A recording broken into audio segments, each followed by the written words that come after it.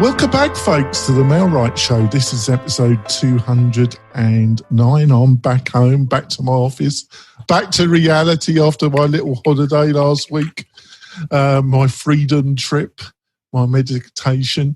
We've got a great special guest here. We've got Bradley Banner here, and I've got my great co-host, Robert, as well. Bradley, would you like to give the listeners and viewers a quick introduction?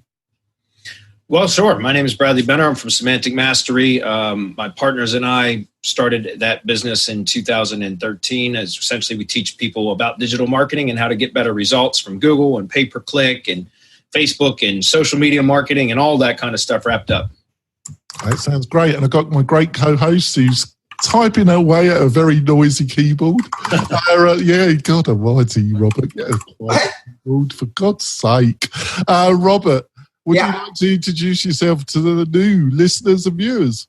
I'd love to. So my name is Robert Newman. I am a 12-year veteran of the real estate marketing industry. I've spent a lot of my time focusing on real estate SEO. And as part of that adventure, I have drifted in the direction of providing really deep content for real estate agents just like you. And I review a lot of platforms. I do so in a very in-depth kind of way. So if you want to check any of that out, go to inboundrem.com. Right, that's great. And we're going to be starting off the discussion, blessed listeners and viewers, talking about Google My Business. And if we get the time, we might be touching some other topics. If not, we would probably be just concentrating on this. So, Bradley, you know, a lot of the listeners and viewers, and we've had a lot of new listeners and viewers this month, which is great news. You know, they're either single entrepreneurs, real estate agents, or they're in a small team. What do they really need to know to start off about Google My Business? Give some insight and maybe some tips. Because I think it's something they don't really is on their radar enough, and they could get enormous benefit from it. Yeah, absolutely. And I think one of the things that I would start off to say is that get on it if you're not. If you don't have a Google My Business profile, claim and verify your profile right away, because it is very, very powerful for local businesses especially. And as all the real estate agents and people in the real estate industry know, the real estate industry is a tough market as far as digital marketing, because you're typically competing with very authoritative brands, things, very aged type sites, for example, you know, like Weichert and Long and Foster, and, you know, all the really big name brand companies and websites that have been around for ages. And so it's very difficult to compete with that. However, Google My Business, which is really marketing on a local level, has really kind of opened that up or leveled the playing field in such a way that anybody can really get traction now within the Google Maps section of search results. So the first step would be to claim and verify your profile if you haven't already done that. But once you've done that, there's a lot of additional options and features that you can utilize, tools that Google gives to you that are absolutely free to use, but you have to use them. So, you know, that's one of the things that I see a lot in any industry. You know, I also run a local marketing agency, and so I deal with a lot of different types of clients. I'm familiar with real estate as well, though, however. And I find that a lot of people are at least aware of the Google My Business platform, but they don't know how to fully utilize it. And I think, I don't know if you agree with this and also give some advice on this. I think one of the problems, not for Robert or for myself or for you, but one of the problems is it's not that clear cut how you get your Google business page and the process that you have to go to claim it. Can you give us, sure. Do you agree with that statement? And secondly, can you give some insight about that? Because I think that first stepping stone is linked to the problem connected, like what you said, a lot of people aren't claiming it. Yeah. Well, the first thing you can do is just go to business.google.com and search for, enter in your business name and phone number or address and see if it comes up. If it comes up, it means there's already a listing published online. It just may not be claimed yet. If you're the business owner and you're looking go to business.google.com and you search for your business name, and type in, sometimes it'll ask for a phone number or for an address or whatever. And if it does come up and you have already claimed it, then it will take you directly into the dashboard where you can go in and start optimizing your profile and using the tools that are available. If it's not been claimed yet, it'll give you that option to claim it as a business owner or as somebody that has the permissions or the rights to be able to claim that. So, for example, maybe it's somebody working on your team as a marketing, maybe somebody in-house that does the marketing for you or something like that. And at which point you can claim the listing and you can initiate the claims process. And typically it's done via a postcard is sent to the physical address that will contain a PIN number, a code that you have to enter once you receive the postcard to confirm or verify that you really do reside at that address. I've got some quick questions before I throw it over to Robert on that process, because you used to be able to phone a phone number. It's only the postcard now, and you got to have a physical.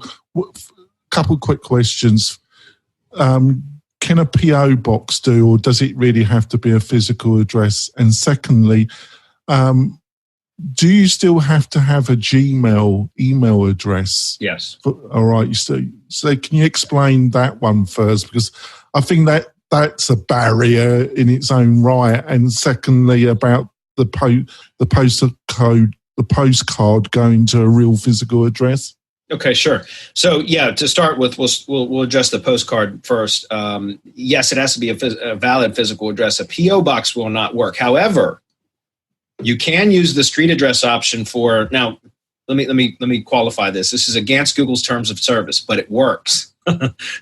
You can use the street address option of the Postal Service. In other words, you can go to a post office and get a PO box, and then you sign an additional form which allows you to use the street address of the post office itself, and then you get like the number sign and the box number. So it's almost like a suite number. You can't put suite. You have to put the box, like the pound sign or the number sign, then the number of your PO box, and that still works. I've got a lot of Google My Business listings out there that have been confirmed that way.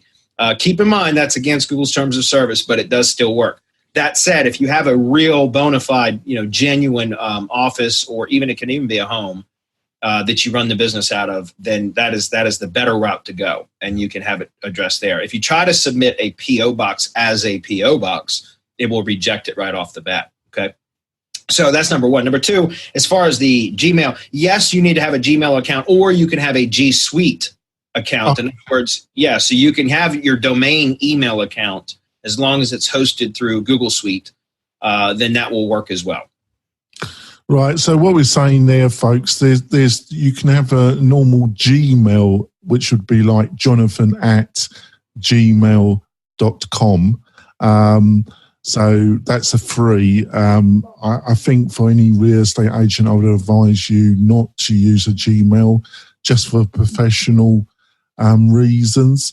But then they have what they call the G Suite, which was basically you could have like jonathan@renoproperties.com, and that you have to get a domain name. You can do it through Google G Suite. I would recommend that you don't do that. I would recommend you go to something like GoDaddy and just buy a domain name like renoproperties.com. And then you can go to G Suite, and it costs around just under $5 a month. And you then get a host of other Google products and services, but the main thing is then it would be jonathan@renoproperties.com, which looks more professional. Yeah. I'm going to throw it over to Robert now. Robert, got a question? I don't know if I mean, maybe. So I've had a mix. So Google My Business has been a Google product that has been changing a lot. Google has been adding features, changing features. They added posts about 6 to 8 months ago. They've been doing all this different stuff with Google My Business, which ultimately, for me personally, just my perception, Bradley, I would say, okay, that's great. And I use my Google My Business profile religiously, but I've never really generated all that much business off it. I use it as a support tool to generate business off my website. So I'm kind of curious to know what your overall opinion as an ROI delivering mechanism is of your Google My Business page. Sure. That's a great question. Is if you're using it properly, you can generate. Now, obviously, some industries are going to be different. For example, most of my agency clients are in the contracting industries like home services. So, HVAC contractors, tree service contractors, that kind of stuff.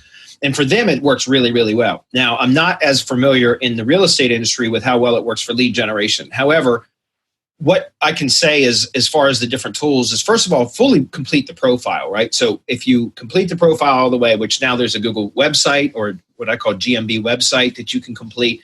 There's photos, which you should be uploading photos. For real estate agents, you guys have no shortage of photos. So you ought to be uploading photos regularly and consistently. There's a trick that I'm going to talk about with photos too that will help you to get better results from the Google My Business profile in search as well. But the post, you mentioned posts. Posts are very, very important if you use them consistently and regularly. Because what happens is, again, Google provides these tools for free for a reason. And let me kind of step back for a little bit to explain why, what I'm going to say about the Google My Business posts, or GMB posts as I call for short, why they're powerful and why they're effective and why Google has given us all these tools. Because think about up until about a year ago, you said 6 or 8 months ago, that was close. About a year ago is when they really started rolling out a lot of these Google My Business tools. Because prior to that, think about what Google was. It was nothing, or is, or had been, it was nothing other than an index page of links or URLs that when somebody would go to Google, they do a search, it would present them with a list of URLs, websites, web pages, that when the user would click on would take them off of Google and take them over to somebody else's website, right? Off of the Google platform.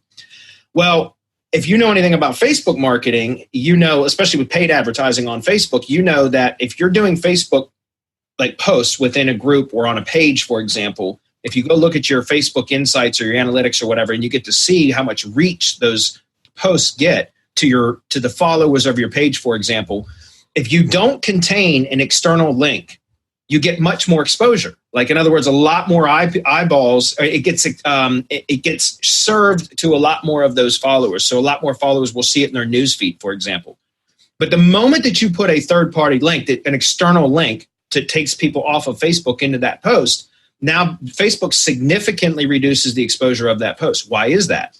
Because Facebook doesn't want to take people clicking on that link to take them off of Facebook. Facebook wants people to stay on Facebook so they engage with more ads and stuff like that.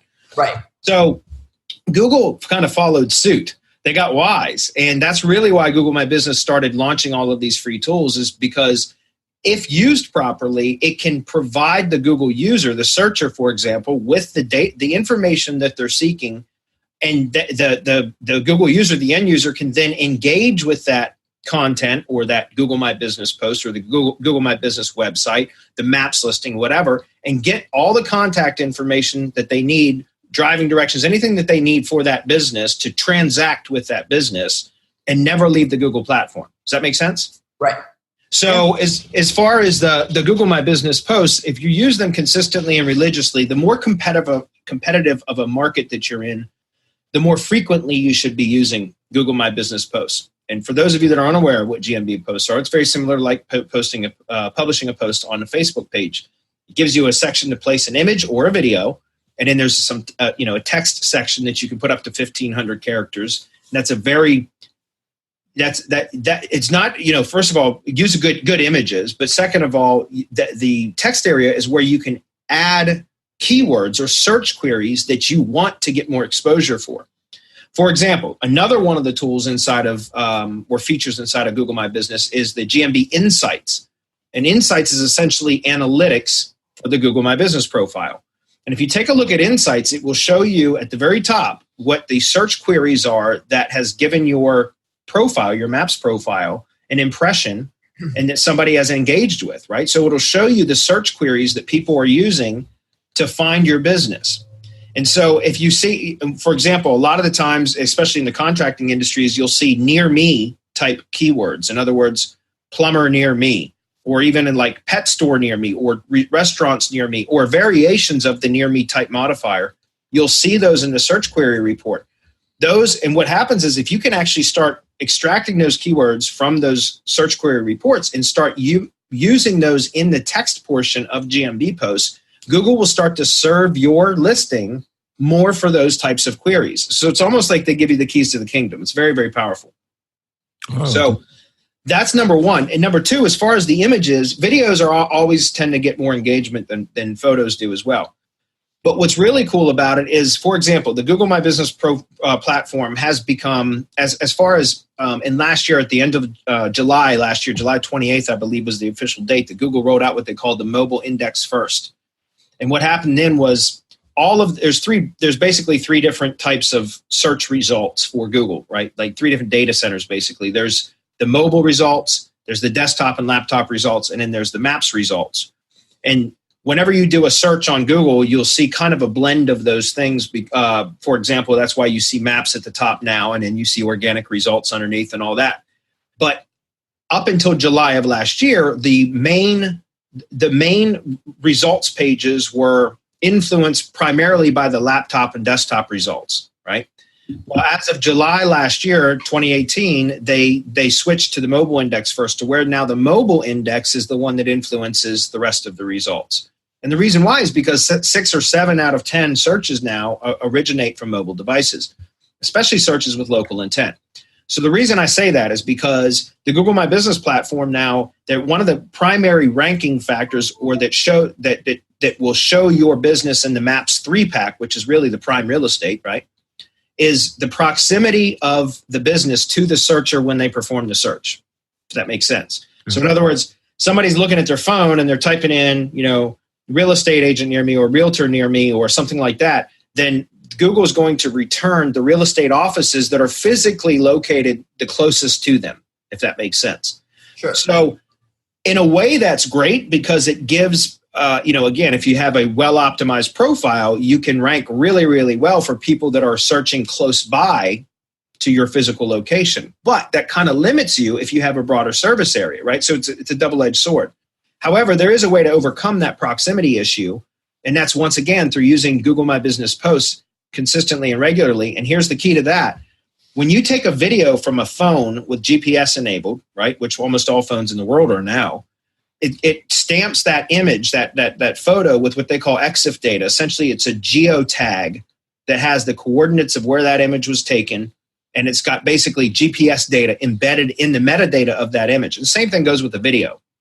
So if you take video from your phone, photos or video from your phone, for example, especially real estate agents, if you cover your farm area, whatever that may be, if you're constantly taking photos from your phone while on site at properties that you have listed for sale or that whatever the case may be, and you upload them to the Google My Business profile through your phone, and you could even have them saved in Google Photos, for example, and then do it from your desktop later if it makes it easier. But all that geodata now is already tagged onto that image. It's embedded in that image. And what happens is over time, especially if you do this consistently and regularly, you can overcome that proximity issue to where Google will start to serve your results in the 3-pack, your profile in the 3-pack, as long as people are searching within that area that you've mapped out now through the data that you continually feed to Google through these photos, these geotagged images and or videos. Does that make sense?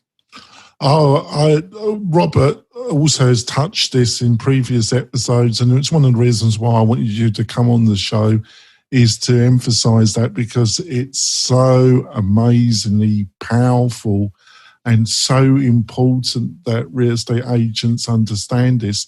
We're going to go for our break, folks. We're going to come back. I've already enjoyed this. I think we've already offered a load of value in this conversation already. And we'll be coming back with Bradley and we'll be going into some more depth around this amazing subject. We'll be back in a few moments.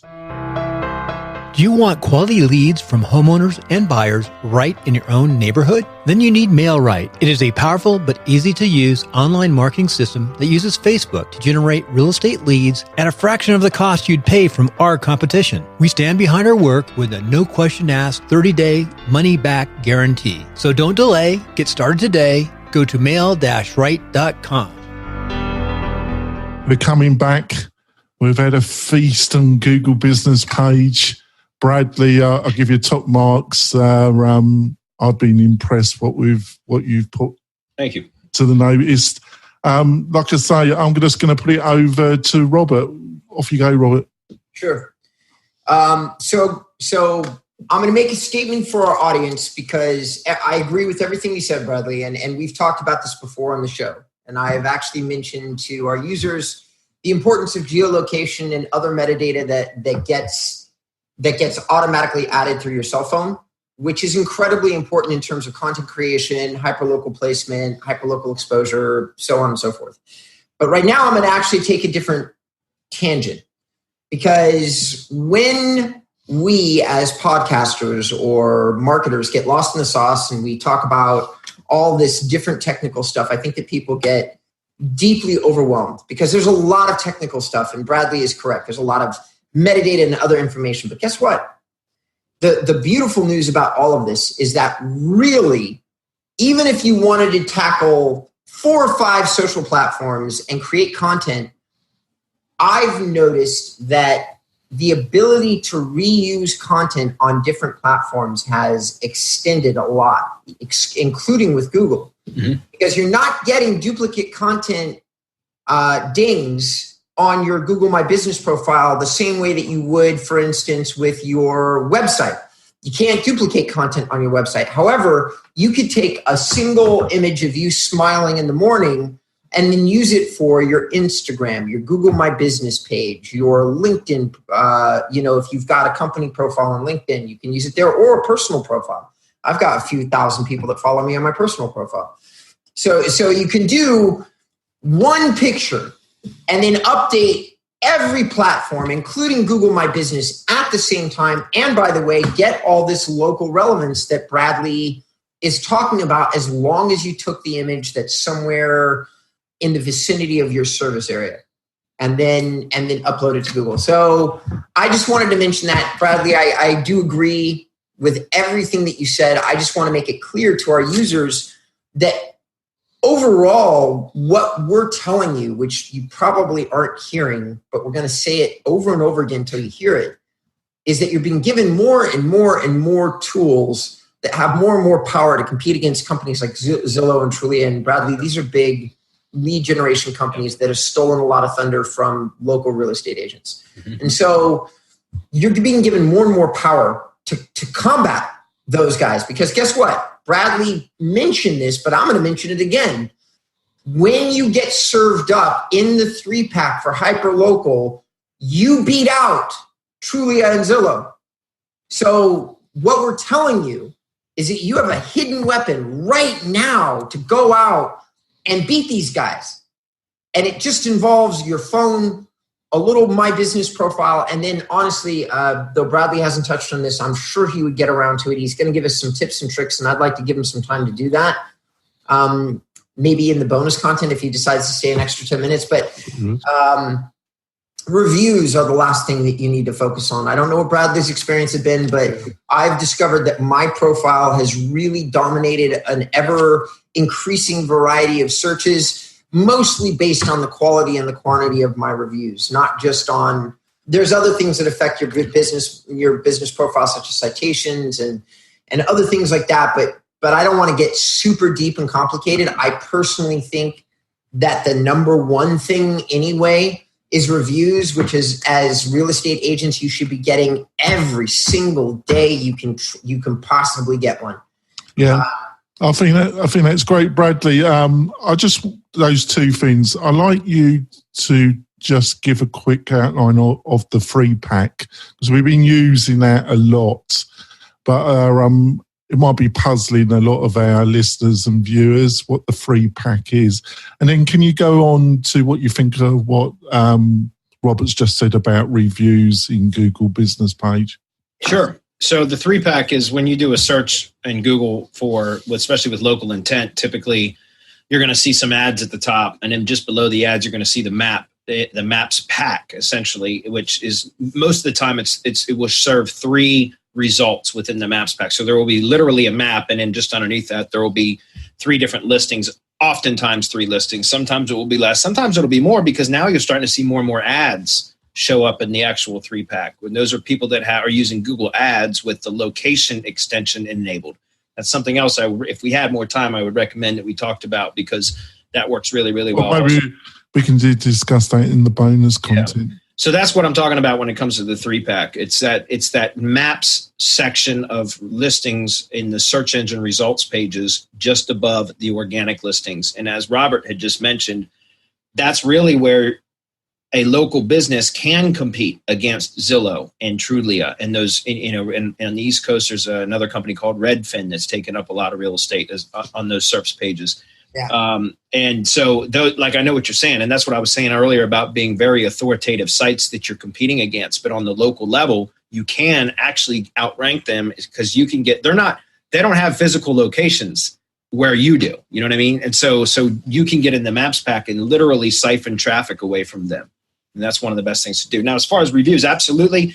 Look, SEO has evolved so much beyond just getting ranked well, because ranking well doesn't do it anymore, because our online users, Google users, were just people on the internet in general, are savvier than they were even 4 or 5 years ago, where just being at the top of the results would get you all the traffic you need. Now, even if you're at the top, if you don't have a good brand and a strong social proof, which is what reviews are, that you're a brand that people engage with and that are satisfied with, then you'll often get overlooked, and people will, click or visit, call the businesses that may be below you but have more reviews or better reviews.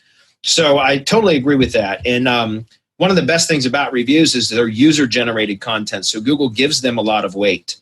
In other words, it will help you to build authority for your brand in Google's eyes, because they're not your own content. In other words, it's not stuff that you're producing. It's stuff that users have added to your profile. So that really helps as well. One of the keys that I would recommend to that will help you to get more mileage out of your reviews, there's 2 of them actually, if we have time, very quickly. Number 1 is always get in the habit of going in and responding to reviews, good or bad.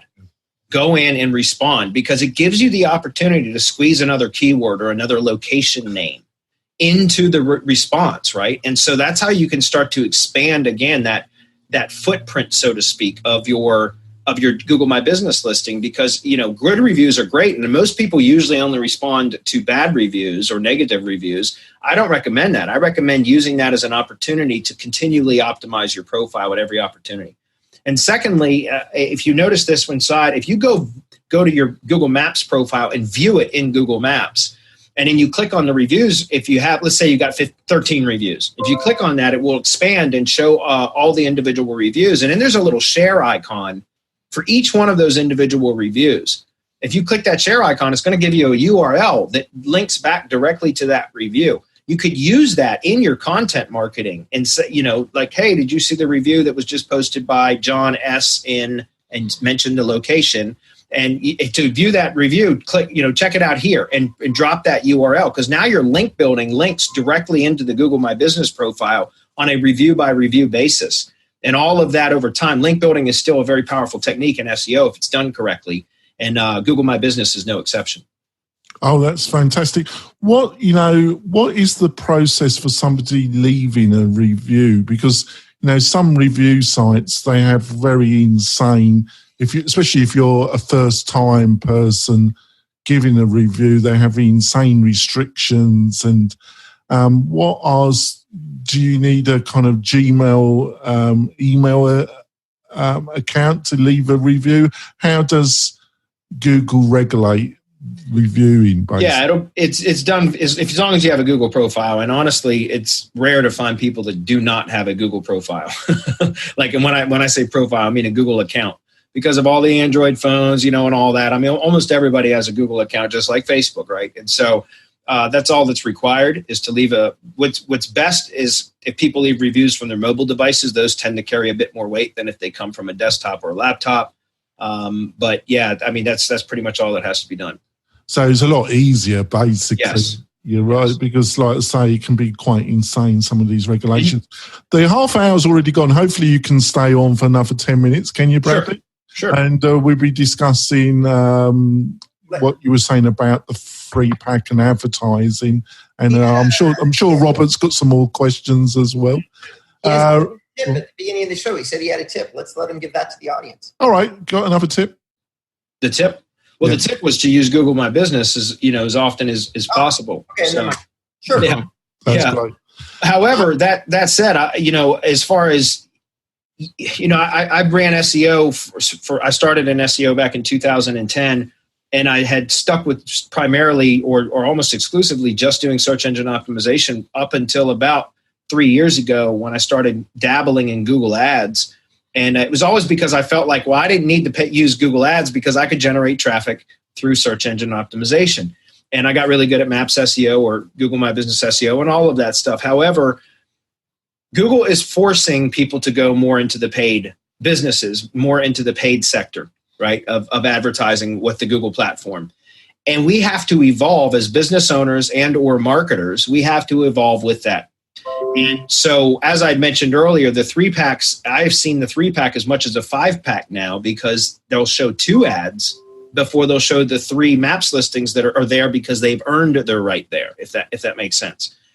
And so advertising is becoming more and more of a necessity, in my opinion. And it can work really well hand in hand with an SEO campaign in 2 ways. Number one, if you're paying for Google Ads, even if you don't pay to be in the pay-per-click section above the map section, typically for a local business, if you're running Google Ads with your location extension enabled, you can show up in the Maps pack as an ad, right? So you can squeeze your way into a 3-pack that might be outside of your immediate proximity, like service area, in other words. So that's one way to get into the Maps 3-pack in areas that people may not be close in proximity, to where your physical location is, if that makes sense.